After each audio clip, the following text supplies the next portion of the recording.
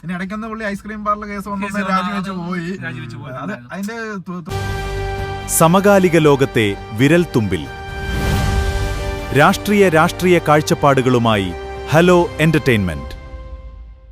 Good evening. ഇന്ന് നമ്മൾ വ്യത്യസ്തയാണ് നമ്മളിവിടെ ഉദ്ദേശിക്കുന്നത്. സമകാലികം എന്ന് പറയുമ്പോൾ തന്നെ അറിയാം, ഇപ്പം കേരള രാഷ്ട്രീയത്തിൽ പുതിയ മന്ത്രിസഭ രൂപീകരണമായിട്ടുണ്ട്. അപ്പം നമ്മുടെ വകുപ്പുകൾ തലങ്ങൾ ഇപ്പം നമുക്ക് അതിനെക്കുറിച്ച് വലിയ പിടുത്തമില്ല. കാരണം ഇപ്പം നേരത്തെ ഇപ്പം തന്നെ കെ മുരളീധരൻ തന്നെയാണെങ്കിൽ നേരത്തെ വൈദ്യുതി മന്ത്രി എന്നൊരു പോസ്റ്റിലേക്കായിരുന്നു. പിന്നീട് വൈദ്യുതി മന്ത്രി മാറി പുള്ളിക്ക് ആരോഗ്യവും ദേവസ്വവും കിട്ടി. അപ്പൊ അങ്ങനെ ഇപ്പൊ ഓരോ അതായത് ഇപ്പൊ പൂർണ്ണമായി ഇതുവരെ നിലവിൽ വന്നിട്ടില്ല. ഒരു ക്യാബിനറ്റ് കൂടിയിട്ടേ ഉള്ളൂ, എന്നാലും അതിന്റെ വകുപ്പുകളെ പറ്റി ഇതുവരെ തീരുമാനമായിട്ടില്ല. ഏകദേശം ഒരു ലിസ്റ്റ് വന്നിട്ടേ ഉള്ളൂ. ഏകദേശം സാധ്യത ലിസ്റ്റുകളെ ഉള്ളൂ അതിന്റെ അകത്ത് പറഞ്ഞിട്ടുള്ളൂ. സാധ്യത ലിസ്റ്റ് എന്ന് പറഞ്ഞാൽ ഓരോരുത്തർ 24 കൊടുക്കുന്നു, ഒരെണ്ണം കൊടുക്കുന്നു, റിപ്പോർട്ടർ വേറെ കൊടുക്കുന്നു. ഓരോ ചാനലും ഓരോ വകുപ്പുകൾ തന്നെ. ആദ്യം തന്നെ ചാണ്ടി ഉമ്മന്റെ കായിക യുവജനക്ഷേമം എന്ന് പറഞ്ഞ് അവരിട്ടു. പിന്നീട് അത് രണ്ടാമത് വന്നപ്പോ അത് ഓയോ ജിനീഷിനാ കൊടുത്തേക്കുന്നത്. ഇപ്പം ബിന്ദുകൃഷ്ണ തന്നെ ഇപ്പം ഒരു വീഡിയോയിൽ പറയുന്നത് കേട്ടു. ബിന്ദുകൃഷ്ണയ്ക്ക് അറിയത്തില്ല, മന്ത്രിസഭയെ സത്യപ്രതിജ്ഞ ചെയ്ത് പുള്ളിക്കാരി അവിടെ വന്നു. അപ്പം മീഡിയ വണ്ണ് അതോ എനിക്കൊന്ന് റിപ്പോർട്ടറാന്ന് തോന്നുന്നു, അവര് പറയുക ഇപ്പൊ നിങ്ങളുടെ ഇത് സ്ത്രീ സുരക്ഷിതമല്ലേ നിങ്ങളുടെ വകുപ്പ്. പുള്ളിക്കാരി പറയുന്നുണ്ട് ഇത് എനിക്ക് അറിയത്തില്ല, അതിനെ കുറിച്ചൊന്നും പറഞ്ഞിട്ടില്ല. കാരണം അവർക്ക് അറിയുന്നതിന് മുമ്പ് തന്നെ മീഡിയക്ക് ആ ഒരു വീഡിയോ കാണണം, അതൊരു കാണണ്ടേ. അത് 21 മന്ത്രിമാരും അവരുടെ വകുപ്പ് ചാനലുകാർ ചോദിക്കുന്നുണ്ട് ഓരോ വകുപ്പുകളെ പറ്റി. ഇപ്പൊ ഉദാഹരണമായിട്ട് KM ഷാജിയോട് ഇപ്പൊ തദ്ദേശത്തിന് ചോദിക്കും. അവര് പറഞ്ഞാൽ അവർക്ക് അറിയത്തില്ല, കറക്റ്റ് വകുപ്പ് കിട്ടിയിട്ടില്ല, അവർക്ക് ഗസറ്റ് പ്രഖ്യാപിച്ചിട്ടില്ല. കറക്റ്റ് വകുപ്പ് എന്ന് പറഞ്ഞാൽ എനിക്ക് തോന്നുന്നു മുഖ്യമന്ത്രിക്ക് തുറമുഖം, ധനകാര്യം, അങ്ങനെ പൊതുഭരണം, അങ്ങനെ നിയമം അങ്ങനെ പോകുന്നുണ്ട്. എന്നിരുന്നാൽ പോലും പിന്നെ രമേശ് ചെന്നിത്തലയുടെ നമുക്ക് ഉറപ്പിക്കാം ആഭ്യന്തരം, വിജിലൻസ്. കാരണം പുള്ളിനെ അനുനയിപ്പിച്ചത് തന്നെ ആഭ്യന്തരം വിജിലൻസിലൂടെയാണ്. ബാക്കി പോയിട്ടുള്ള എല്ലാം കേസി പക്ഷം, ഇതിനകത്ത് തന്നെ 3 പക്ഷമായിട്ട് മാറിയേക്കുമല്ലേ. അതെ അതെ, കേസി പക്ഷമാണ് ഇതിനകത്ത് കൂടുതൽ. അതായത് 11 പേര് അല്ലേ, അതിൽ 8 പേരും കേസിയുടെ ആൾക്കാരാണ്. സണ്ണി ജോസഫിന് നമുക്കറിയാം റവന്യൂ കൊടുത്തെന്നാണ് താൽക്കാലിക, വേറെ ഒന്നും പറയുന്നില്ല. അതുപോലെ തന്നെ കെ മുരളീധരനാണെങ്കിലും കേവലം ആദ്യം വൈദ്യുതി കൊടുത്ത പുള്ളിക്ക് ഒരു അതൃപ്തി അറിയിച്ചു.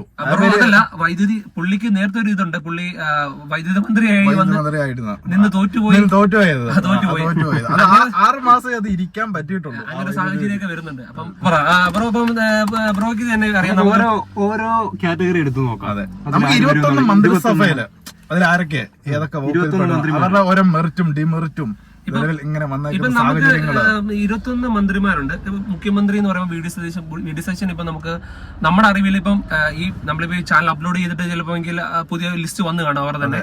അപ്പം നമുക്കിപ്പം വി ഡി സതീശൻ നിലവിൽ പറഞ്ഞിരിക്കുന്നത് വി ഡി സതീശന്റെ പൊതുഭരണം, അതോടൊപ്പം തന്നെ നിയമം, അതോടൊപ്പം തന്നെ തുറമുഖം അങ്ങനെ.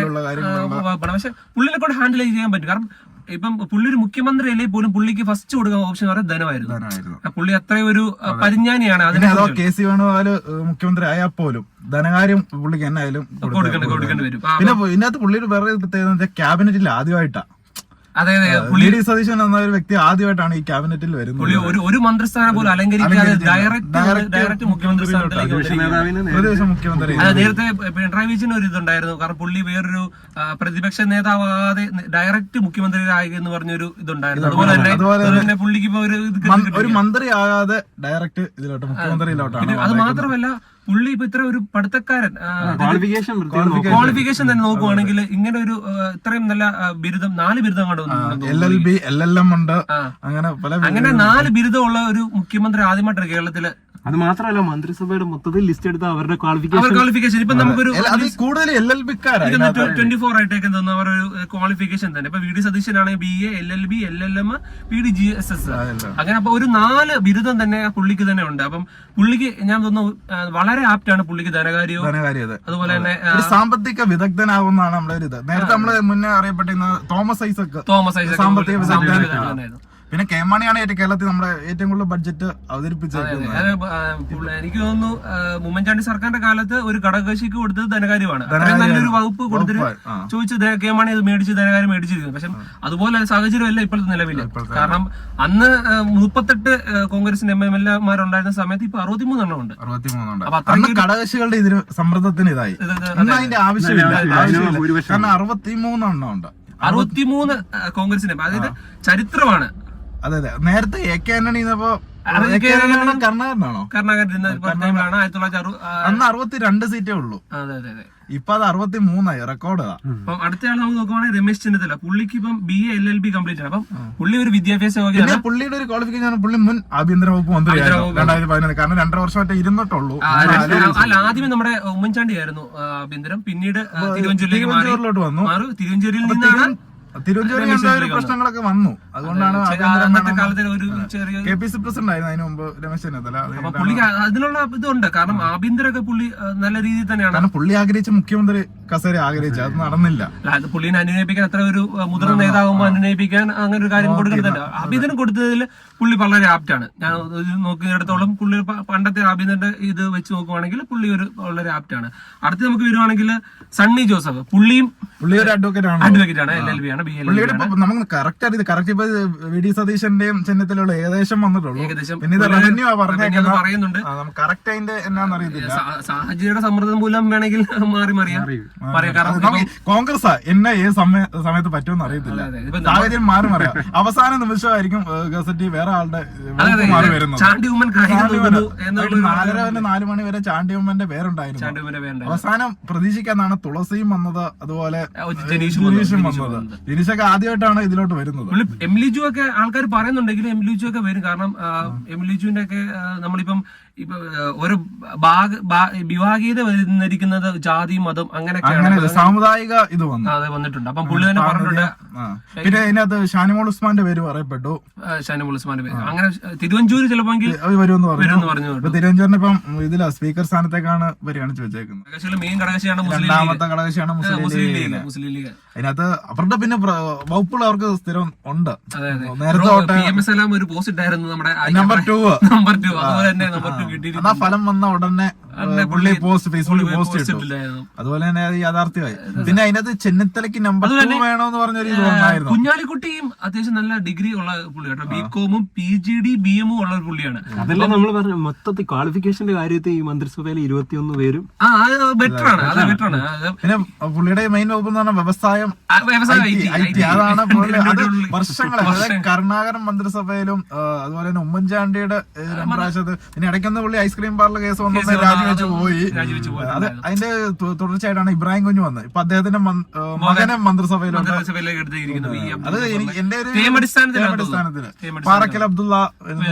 ചിന്തിക്കുവാണെങ്കിൽ കോഴിക്കോട് ജില്ലയ്ക്ക് ഒരു മന്ത്രിയില്ല. പിന്നെ പാറക്കൽ അബ്ദുള്ള 2.5 വർഷം ടേൺ അനുസരിച്ച് കൊടുക്കണമെന്നാ പറയുന്നത്. കാരണം കോഴിക്കോട് കൊടുക്കണ്ട. കാരണം 13 മണ്ഡലത്തിലും 12 പിടിച്ചു. 4000 സംതിങ് വോട്ടിനെ ഉള്ളൂ. അതിനകത്തൊരു ഷാഫി എഫക്ട് ഉണ്ട് അവിടെ. ഷാഫിയുടെ ഒരു ഇതുണ്ട്. ബേപ്പൂര് മാത്രമല്ല, കേരളം ഫുള്ള് ഓടി നടന്ന ഷാഫി പ്രചാരണം നടത്തിക്കൊണ്ട് എഫക്ട് ഉണ്ട്. അപ്പം അതുപോലെ തന്നെ നമ്മളിപ്പം സ്വരാജിനെ കൊണ്ടുവരുവാണെങ്കിൽ തന്നെ ആ ഒരു ഷാഫി ലെവലിലേക്ക് അവർക്ക് വളരെ സ്വരാജ് അവിടുത്തെ ഒരു ഷാഫി പറമ്പിലാണ് നമുക്ക് പറയാൻ പറ്റും. പക്ഷെ പുള്ളി ഓടി സ്വരാജിനെ കയറ്റിക്കൊണ്ട് കമ്മ്യൂണിസ്റ്റ് കൊണ്ടുവരത്തില്ല. അതെ അതെ.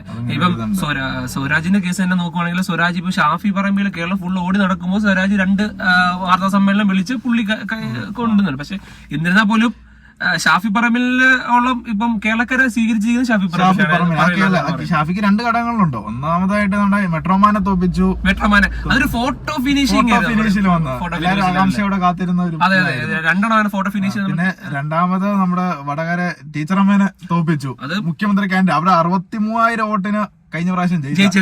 അവിടെ ഈ പ്രാവശ്യം സനോജ് കഷ്ടിച്ച കയറി കൂടിയതാ മട്ടന്നൂർ. അപ്പം പേരാവൂരില് ശൈലജ ടീച്ചറിനെ കൊണ്ട് നിർത്തുകയും ചെയ്തു. സണ്ണി ജോസഫിന്റെ അവര് പറയുന്ന തോപ്പിക്കാൻ കൊണ്ട് നിർത്തിയെന്നാ. സിറ്റിംഗ് മണ്ഡലല്ലേ അവര് കയറ്റി വരണ്ടത്. മട്ടന്നൂർ എന്നൊക്കെ പറഞ്ഞ മണ്ഡലത്തില് പാർട്ടി ഗ്രാമം, അതുപോലെ പയ്യന്നൂർ, തളിപ്പറമ്പ്, ഇതെല്ലാം പാർട്ടി ഗ്രാമങ്ങളല്ലേ. പാർട്ടി ഗ്രാമങ്ങളിൽ നിന്ന് ജയിച്ചു വരണമെങ്കിൽ ധർമ്മടത്ത് പോലും 6 റൗണ്ടിൽ പിന്നിൽ. അബ്ദുൾ റഷീദിന് എന്തെങ്കിലും ഒരു ക്യാബിനറ്റ് പദവിയോ എന്തെങ്കിലും ചെയർമാൻ സ്ഥാനം കൊടുക്കുമെന്ന് തോന്നുന്നു. കാരണം പുള്ളി അബ്ദുൾ റഷീദ് ഇപ്പം ഇതൊന്ന് ഓടി നടന്ന് ഇന്റർവ്യൂ കൊടുക്കുമെന്ന് സ്റ്റാറാക്കി. നമ്മൾ തന്നെ ചിന്തിച്ചു ആദ്യം തൊട്ട് ഞാൻ 20,000 വോട്ടിനും ജയിക്കുന്നുണ്ട്, പക്ഷെ ആരും ഭാവിച്ചില്ല. പുള്ളി നമ്മളാകാനോ പുള്ളിനെ ഒരു മോട്ടറാക്കി വിട്ടിട്ട് പുള്ളി പറയുന്ന കരുതിയിരുന്ന കഴിഞ്ഞ പ്രാവശ്യം അതുപോലെ. എനിക്ക് തോന്നുന്നു ജിൻഡോ ജോൺ ആണെന്ന് തോന്നുന്നു. അബി വർക്കി ഇതിനു മുമ്പേ പറഞ്ഞിട്ടുണ്ടായിരുന്നു പുറകിലായിരിക്കും പറഞ്ഞിട്ടുണ്ടായിരുന്നു. പക്ഷെ നമ്മുടെ പ്രതീക്ഷ, കാരണം പിണറായി വിജയൻ ഒരിക്കലും പുറകെ പോകും നമ്മൾ ചിന്തിക്കുന്നില്ല. ധർമ്മടം എന്ന് പറഞ്ഞാൽ 10 വർഷം മുഖ്യമന്ത്രിയാണ്, പാർട്ടി സെക്രട്ടറി ആയിരുന്ന ആള്. എങ്ങനെ പിണറായി വിജയൻ ഇതുവരെ പത്രസമ്മേളനം തോറ്റതിനെ പറ്റി, പരാജയത്തിനെ പറ്റി വി ഡി സതീശൻ അദ്ദേഹത്തിനെ പോയി കാണുകയും മാധ്യമങ്ങൾ ചോദിക്കുമ്പോൾ പോലും പിന്നെ പറയാതെ പുള്ളി പറഞ്ഞു. പക്ഷെ വി എസ് അച്യുതാനന്ദന്റെ കാലഘട്ടത്തിലാണെന്ന് തോന്നുന്നു വി എസ് അച്യുതാനന്ദൻ തോറ്റിട്ട് മാധ്യമങ്ങളെ കാണുന്നുണ്ട്. എം കെ സ്റ്റാലിൻ പോലും തമിഴ്നാട്ടിലെ പുള്ളി തോറ്റതാണ്.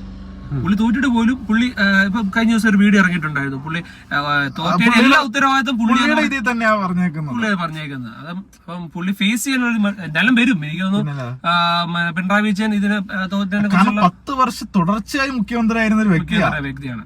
പിന്നെ എങ്ങനെ പുള്ളി പ്രതിപക്ഷ നേതാവായിട്ട് ഹാൻഡിൽ ചെയ്യും? കാരണം പ്രതിപക്ഷ നേതാവ് എപ്പോഴും മാധ്യമങ്ങളുമായിട്ട് ബന്ധം വേണം, ചാടി നിയമസഭയിൽ ഇത് വെച്ചാല് ഒരാൾ ക്ലിഫ് ഹൗസിൽ നിന്ന് കന്റോൺമെന്റിലേക്കും നേരെ തിരിച്ചു വന്നിരിക്കുകയാണ്. പ്രതിപക്ഷ നേതാവ് മുഖ്യമന്ത്രി പ്രതിപക്ഷ നേതാവ് ആ നിലയിലേക്ക് വന്നിരിക്കുകയാണ്. അപ്പം അത്രയേറെ സാഹചര്യങ്ങൾ കേരള നിയമസഭയിൽ ഉണ്ടായിട്ടുണ്ട്. കാണില്ല, സെക്രട്ടേറിയറ്റിന്റെ 10 വർഷമായിട്ട് അടച്ചിട്ട് ആ ഗേറ്റ് തുറന്നു. എനിക്കൊന്നും ജനങ്ങൾക്ക് അതിലെ കൂടെ ഇല്ലെന്നാ തോന്നുന്നത്. ഇല്ല അത് മന്ത്രിമാര് പോകാൻ വേണ്ടിയാ ഉള്ള ഇതിനകത്ത് പോലും 10 വർഷമായിട്ട് അവിടെ ഗേറ്റ് തുറന്നിട്ടില്ല. അവിടെയാണ് വന്നേക്കുന്നത്. അപ്പം കേരള സാഹചര്യം ഇപ്പം ഇത്ര മാറിക്കൊണ്ടിരിക്കുകയാണ്. ഇപ്പൊ നമുക്ക് പറയാൻ പറ്റത്തില്ല. നമ്മളിപ്പോ അപ്ലോഡ് ചെയ്തപ്പം കാര്യമാണെന്ന് പറയാൻ പറ്റത്തില്ല. ഇതൊക്കെ കറക്റ്റ് വരുമ്പോഴേ പറയാൻ പറ്റുള്ളൂ. നമ്മൾ ഇന്നത്തെ ചർച്ച ഇവിടെ അവസാനിപ്പിക്കുകയാണ്. നാളെ നമ്മൾ വ്യത്യസ്തമായ ഒരു സമകാലിക വിഷയമായിട്ട് വീണ്ടും നിങ്ങളുടെ മുന്നിലേക്ക് എത്തുന്നതാണ്. നമ്മുടെ ചാനൽ സബ്സ്ക്രൈബ് ചെയ്യാതെ ആരെങ്കിലും വീഡിയോ കാണുന്നുണ്ടെങ്കിൽ സബ്സ്ക്രൈബ് ചെയ്യുക. നമുക്ക് വീണ്ടും കാണാം അടുത്ത വീഡിയോയുമായി.